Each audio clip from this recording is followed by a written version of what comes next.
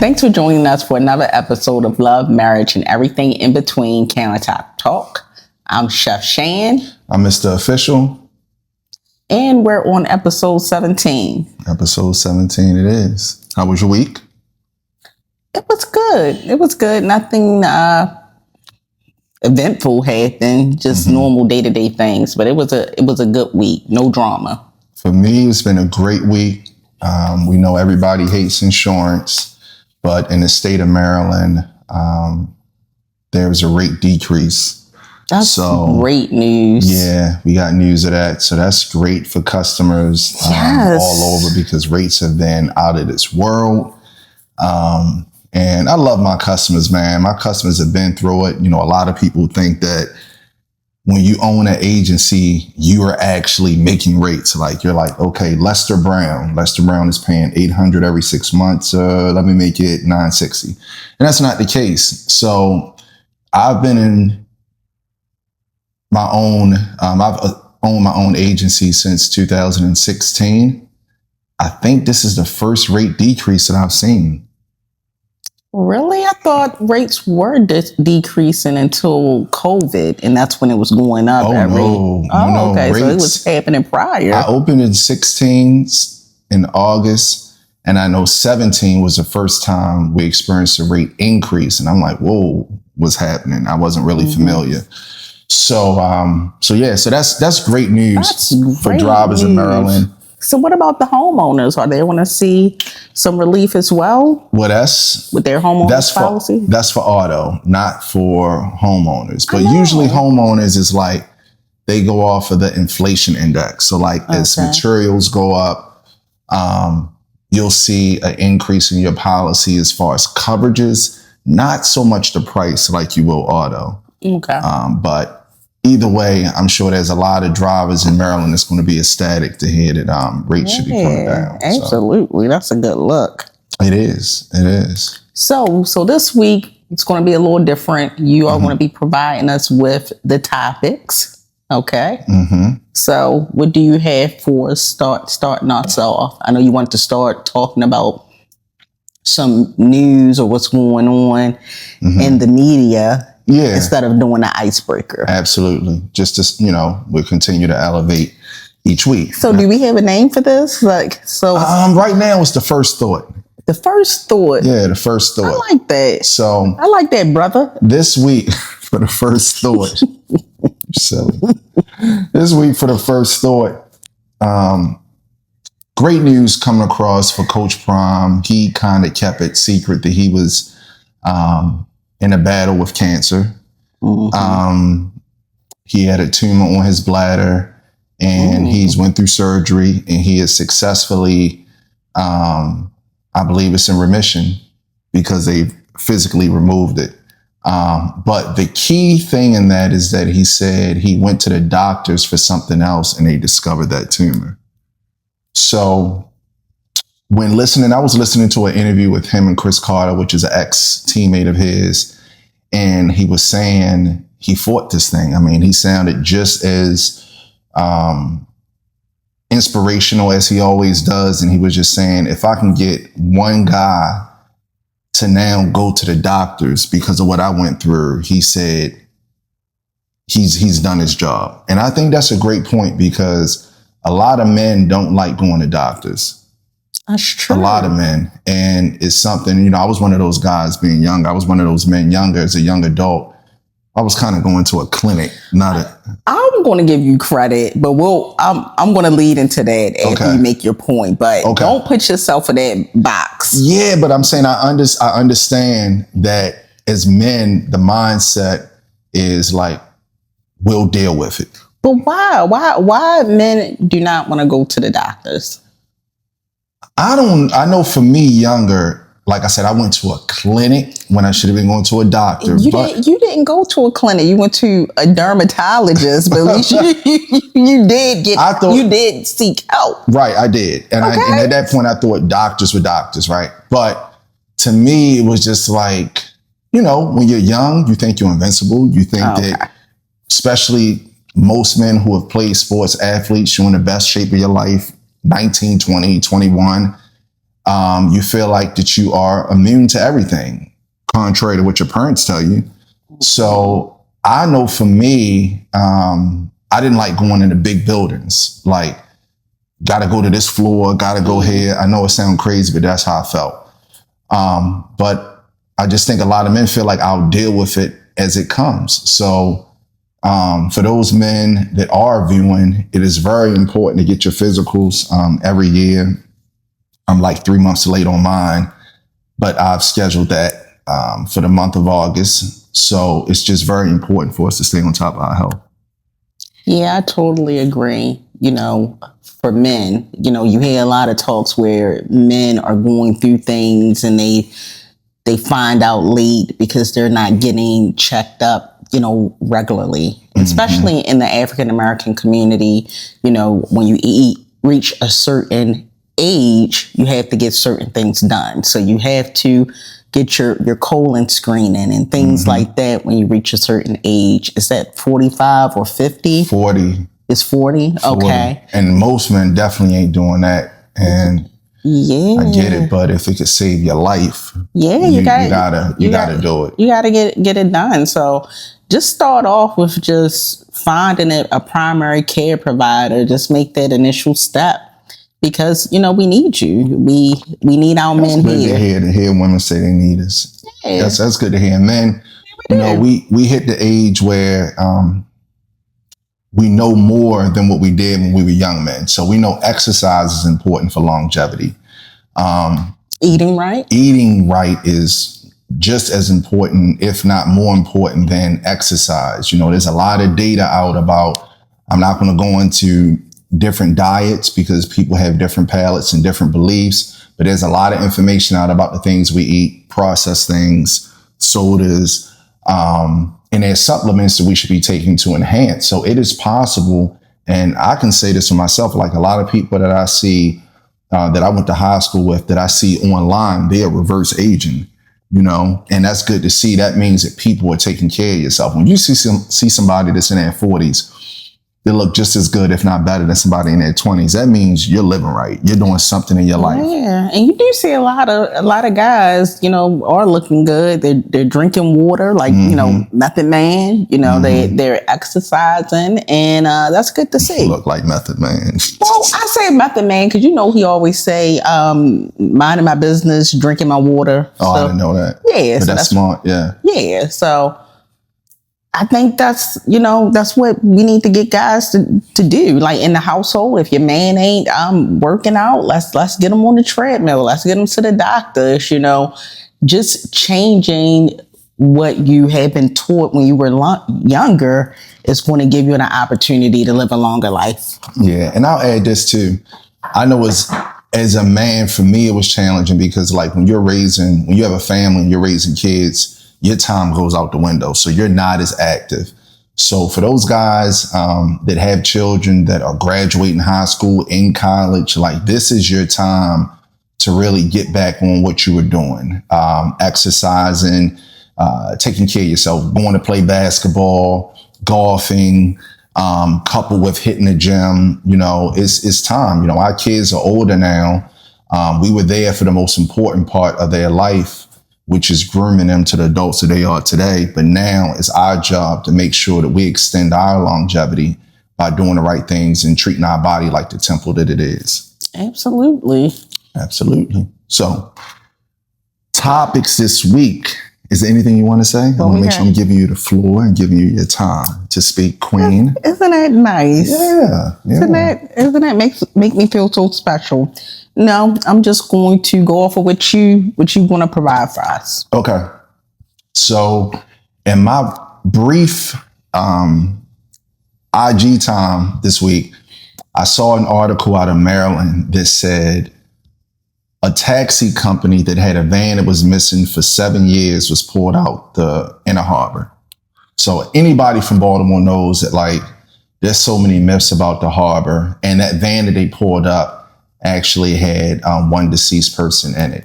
They didn't say if it was a cab driver. They didn't say if it was a passenger or anything, but they did say that the cab had been missing. The company verified that the cab had been missing for 7 years. Wow. Okay.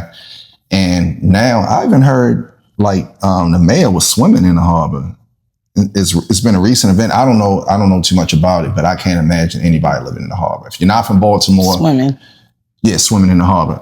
If you're not from Baltimore, the inner harbor used to be a great tourist attraction, but the water is sketchy. It's a lot of myths. So in reading the comments, there was one person that said that it's a shame that the younger generation will never get to know the inner harbor that we knew.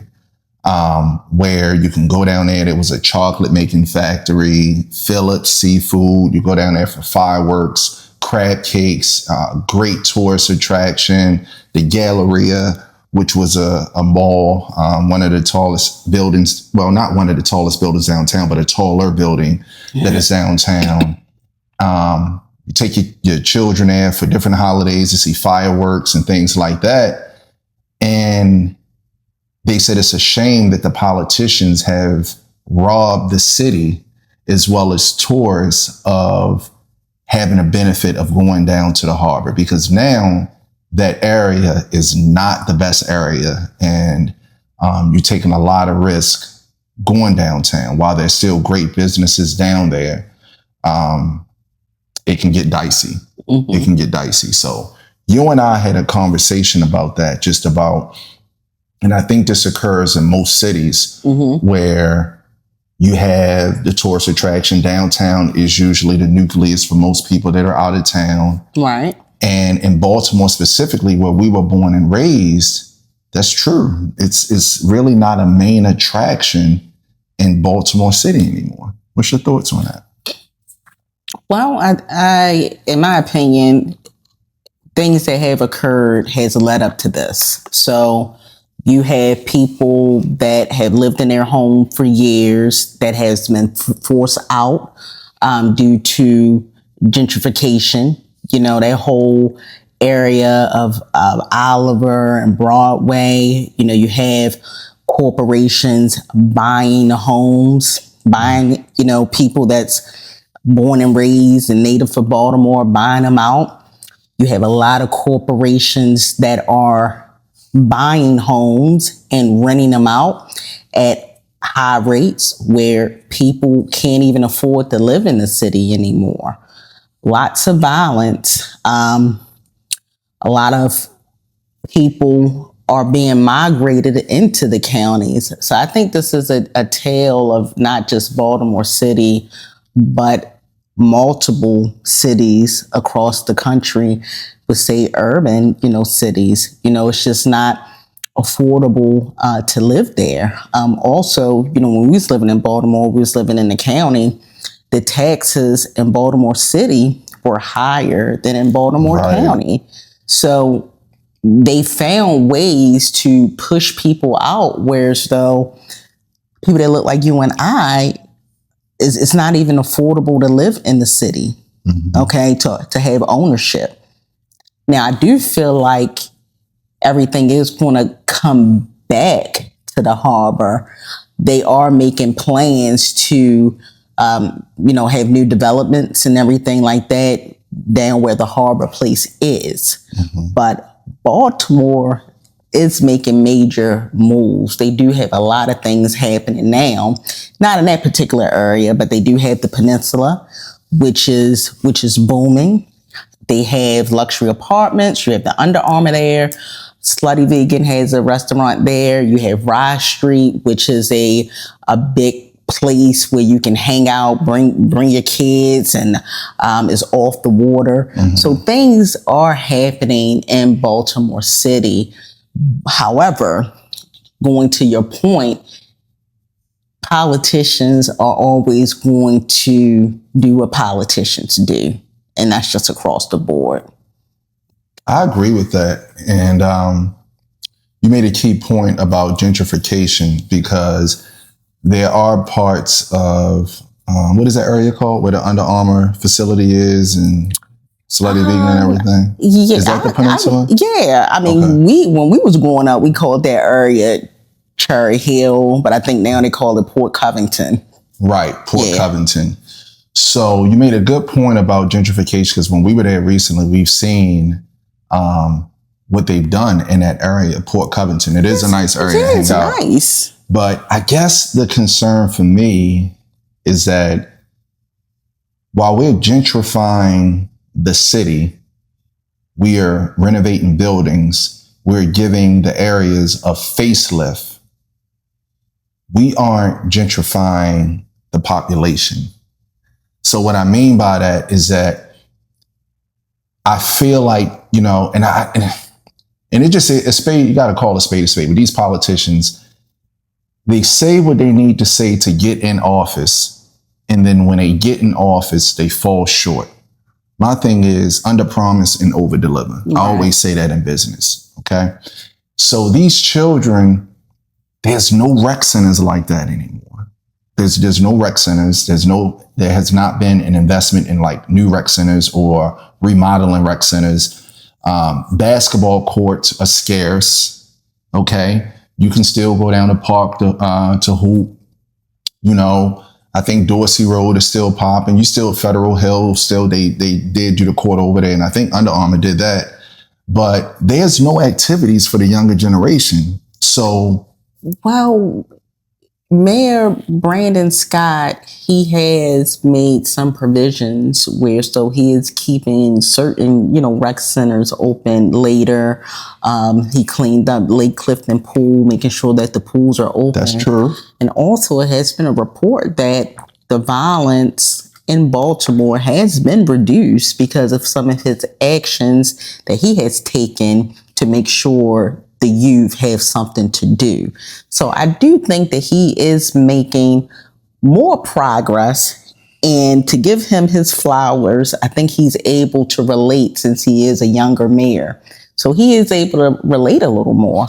Two things can be right. I agree. I'm not taking a shot at him because there's councilmen and people for councilwomen for districts as well. For sure. But I know personally, like a few years ago, I reached out to a councilman on renovating the basketball court in West Baltimore that I grew up with, and I would provide the basketball court, the renovation, everything, and he left me on read. And he did. And yet he goes on Facebook and talk about these things that he wants to do. So to me, I'm talking about those individuals. A lot of time we take things up to the president or the mayor or the governor, but there are people beneath them that have value as well. Absolutely. So my point is that the funds that are invested into this gentrification project, what we're investing into community and youth is not equal. It's not even a 70-30. It's not a 60-40. So it's like we're taking crumbs, we are giving crumbs.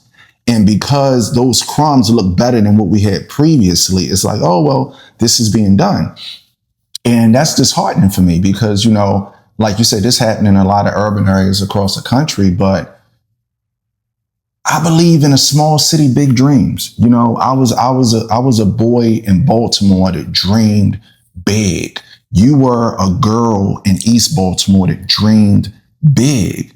And I was able to dream big because I could see the light at the end of the light at the end of the tunnel with the resources I had within people, the resources I had in the community. That means I had neighbors. It was like family. Like you can't go to your neighbors and eat now how you did when you were younger. You know, there was so much to inspire to make me say that when I get to a certain position, I'm going to do the same thing for my city. And that comment really resonated with me because I do feel bad for the younger generation because there isn't a lot that has been invested into that. I'll say this and turn it over to you. My oldest nephew, may his soul rest in peace, Kevin Taylor, when he started going to a school that I went to, he told me he saw my name in a book. Right. Now sad. Yeah, that's sad. Come on. Mm-hmm. That right there. So I'm not taking anything from, because Mayor Scott has done a lot for Baltimore City, but I think there is more that can be done, and not just from him. That's a lot, what you said, and it's unfortunate that politicians are not going to get the buy-in. You know, they're not going to get the buy-in to do things for people in our community. You know, it's been like that, you know, to not have the funding to get new books, to not have the funding to supply your students with the material you need. You know, look at how many years we had to provide supplies to the teachers when our kids was going to school. You know, so teachers, they don't even get paid a lot of money, you know, so it's a lot of area opportunities for Baltimore City, just like other urban communities. However, I honestly don't believe that they really want to, you know, do the work. You know, it's not going to be easy. And a lot of people want a return in their investment. You know, we talk about how Oprah had the opportunity to do a school in the United States. You know, her roots are in Chicago. Look at all the crime and everything that's happening in Chicago for years. But she chose to do a school in Africa because she said that she don't feel like the kids here will appreciate it. All they care about is Jordans, I think is how she phrased it. You know, so I think a lot of people may have good hearts, good intentions, but at the end of the day, people want a return on their investment. And unfortunately, our community is looked upon as just consumers. You know, I don't want to invest in these group of people. And plus, why would they want to invest? You know, Black people spend, 1.9 trillion annually. So who want to mess that up? You know, we are getting people paid. Okay, we're not paying people that look like you and us, but we are getting people paid. Who want to disrupt that? Right. And you made a point. How do we change? Because like you said, whether you're a philanthropist or not, you want to see a return on your investment. That return is not always financial. That return could be growth, hope, right? Inspiration. But we talked about this where in our community, the doctors, the lawyers, the landscapers, the IT scientists, they are not appreciated. Yet you play football, you play basketball, you make music. That is what's respected. And I think there's a lot, something my father used to tell me that I used to get very, very upset about, is that he would always tell me that 1 out of a million people make it as athletes. I wanted to be a basketball player. And I'm like, what do you mean? I could be that one, right? But he said, if you get your education, then you will always have an opportunity to provide for your family. Right. I did not understand it then, but boy, do I understand it now. And I'm thankful for that. But how do we get our people and community to respect educating yourself? I think it starts from the beginning, like Head Start, you know, instilling the foundation, you know, the importance of being educated, the importance of being able to have critical thinking. Also, what I believe in wholeheartedly is our people knowing our history. If we know what we have been through, what we have achieved, what we have overcome, I think that a lot of our people would look at things totally different. You know, you hear a lot of people that say that they don't vote and doesn't matter, yada, yada, yada. Our ancestors didn't even have the right to vote. And we're so casual with it. Not saying voting is the end all be all. It's just a fraction. It's just a small fraction. Of the pie. Yeah, it's just a piece of the pie. It's not going to solve everything. But trust and believe the government plays a big part in our everyday life that we may not even think about, from picking up our trash or regulating utilities. You know, government is major. And for people in our community to say voting doesn't matter is cringy. But that's a lack of education. Voting is just a small fraction of so many other things. Yeah. It just seems like I said, I always think about kids in the city because I know I've always been a dreamer, but it's like, how do we reset this, or is it wishful thinking? Like, how do we reset this mindset, this ideology that we have that education is corny? Because honestly, I see, to me, celebrity is my aunt Steph. Celebrity is your grandmother Mabel. Celebrity is my uncle, who, you look back at these people, and my uncle worked in a warehouse. My aunt has been a bookkeeper, but they provided for so many people. They provided resources. They provided education. They provided meals. And that's hard. Absolutely. That's hard to do. And it's with like less. And it's like we have so much more than the generations prior to us, but we have less. Like that's I don't understand that equation. Well, I mean, you got to look at it. This generation right now is the microwave generation. You have social media, you have technology technology is there to make things better if it's used correctly. But just like anything else, if it's not used correctly, it could be a detriment. They say Black people spend the most amount of time on social media out of any other people group. We spend the most time on it. So you got to look at that as, okay, you're spending the most time on social media. That's taking you away from maybe learning the different skills or reading a book that's going to enlighten you. Or so many other things, playing with your kids, getting outside, so technology has also been a detriment to our community. And with social media right now, how it's placing the Black man against the Black woman, oh my God, that's a story for another day, Yeah, interesting thing.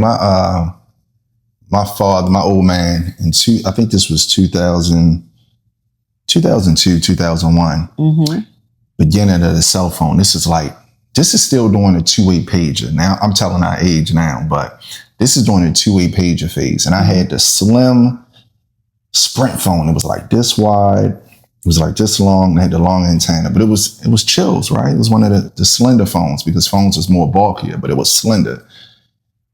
And I remember whipping it out in front of my father, like, I feel like I'm making moves. I'm like, yo, I'm gonna hit you back. I'm old man house, da-da-da-da-da, right? And he was like, he said, them smartphones gonna make you dumb. I'm like, what? He's like, I was like probably 20, 21, I don't know. But he was like, yeah, them smartphones gonna make you dumb. And you look now, how many people in your phone number do you know?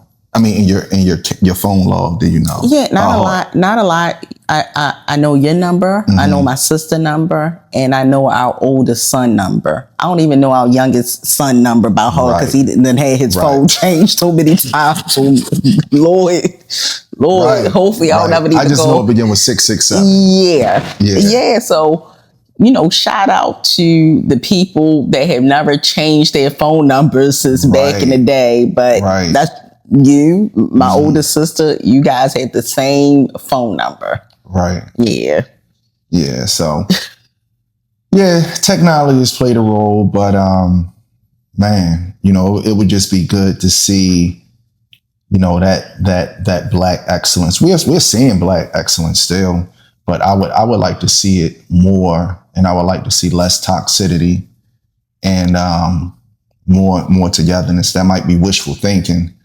But the community need you. The community need you. They need all the stand up guys to come to the front. Come to the front. And their guys are at the front. But you gotta, unfortunately, that's not, unless you're talking about the wrong things, it's not appreciated, because there are a lot of people from our city that they do it consistently, like clockwork, and they're not appreciated. So I think it's the job of us that when we have those people that are donating and giving their time, their efforts, their resources, celebrate them, man. We got to celebrate them, but one person at a time. We're going to play a part in getting our community to where it needs to be globally with this platform. That's what we're going to do. Yeah, absolutely. But the community need the good guys to stand up, the men to stand up, the men to talk about it. But like you said, it's a lot of foolery going on. Having men, solid guys, talk about things that matters instead of being on BS. That's what we need. We need We need the guys to shake it up a little bit. Yeah, it's gonna happen. So, we got anything else you want to discuss going out? Yeah. So what's your thoughts on Dr. Umar asking people for a little 2020, a little cash, a little 20 spot, a little PayPal? I can't figure Dr. Umar out. I was talking to a friend, and he said, look, I appreciate that he speaks about the things that is difficult for a lot of people to speak about. Because if you think about it, he does go hard in the paint for the oppression that we have seen, that we are continuing to see, and seeing through the tracks. I don't know. I don't like. I want the brother to win. I want every brother to win. But I don't know, man. Like, you ain't got a day one that you can hit up for, like, a quick 500 or. But the people, to me, I wouldn't do it. I mean, that's cringy, because you are a guy that boasts about being well read and well informed. You don't know the temperature of the economy right now. I mean, people are having to choose between paying for shelter, food, gas, utilities, insurance. A lot of people are moving back home with their parents, and I'm talking about people our age. They just can't afford it. So to ask your base to send you money was very cringy. It's very cringy to me. Yeah, I don't know. I don't know. It has to be somebody. And I know in this day and time, at this age, I don't know, because maybe he felt like not a lot. Because if things really, really hit the fan, I think it's maybe 3 to 4 people I could call. Maybe he don't, and that's not a lot.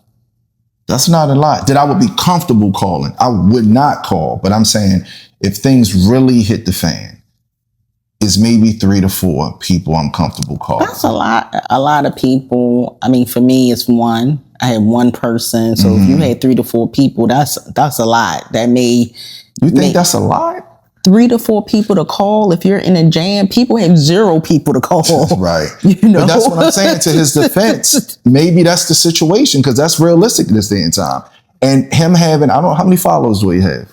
Let me look it up. I'm quite sure he have a massive following, but if you don't have a go-to person, a person that you can ask to get you out of a jam and keep what you're going through close to their chest, they're not spilling your business or saying, oh, such and such had to borrow some money from me. You don't have one person. But you know what? From a business perspective, right? He has 1.1 million followers. Okay. So if he has one person, I mean, each follower sends him $1. and let's just say 85% of those people says no. That leaves him with about 200, a little over 250 followers, 280, something like that. They provide him $1. That's 280,000.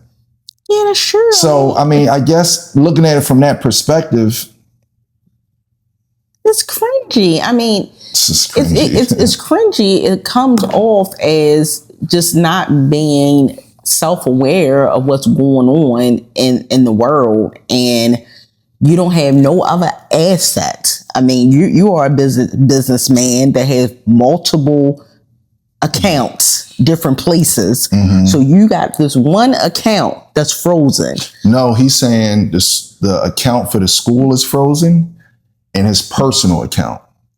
And that's still, I know that's two accounts, but he's saying maybe one account is for the school. Obviously, maybe one account is just for bills. Okay.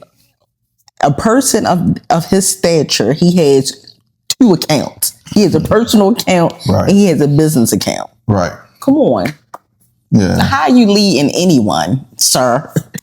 Send him a quick 50. Send him a quick 50 though, babe. You know, he Pan-African, you know, you believe in the movement. Send him something on the super chat. I believe in Marcus Garvey. That's who I believe in. Well, that's his great grandson, right? No, he said Frederick Douglass. No. Is his great grandfather. But hopefully the brother makes it out of the situation. But hold up. I'm not gonna let you off the hook. Now, you were just talking about the politicians being crooked. What about Dr.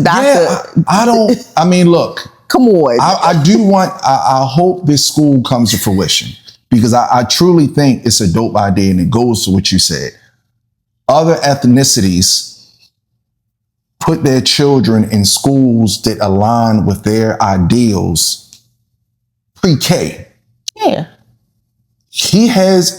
I hope it does come. Now, if the school actually gets built, I'm going to put something on the books, because but right now I got to see the vision. You know, I don't know how close it is to being done. I need to see the floors. I need to see the lights. You know, I need to see the whole. Did he say they just got to lay the floors? I think it's just about done. He said it's just about done. But to the point you made earlier, he has the opportunity to start with kids in our community learning the things they should be learning at the pre-K level 1 up. Yeah. So that is monumental, because maybe he does it, and then maybe somebody else makes a school, then somebody else. And then we have a school in all of the states. And then we have 2 schools in all of the states. So I want to see the plan come together.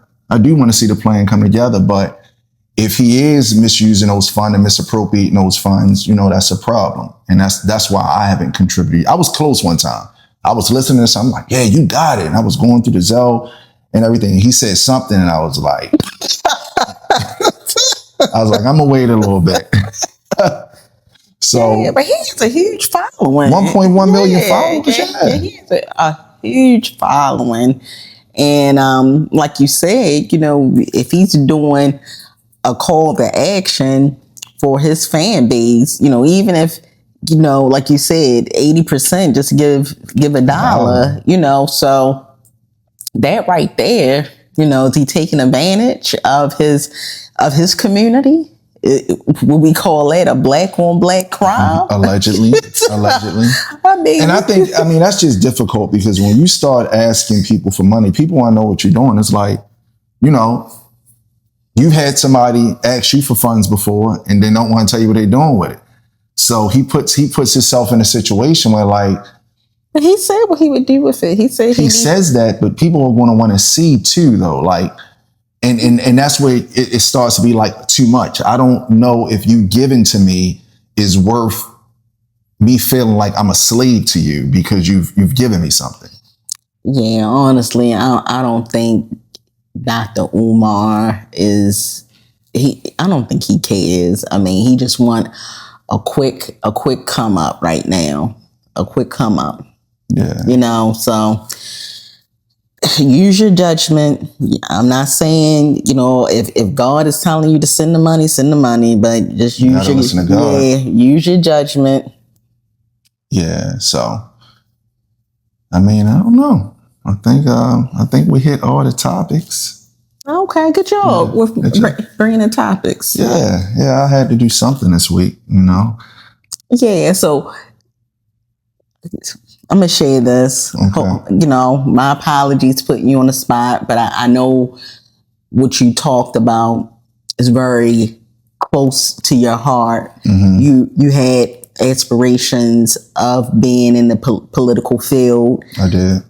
However, you saw how crooked it was, to get in that industry, and it was really on BS for the most part.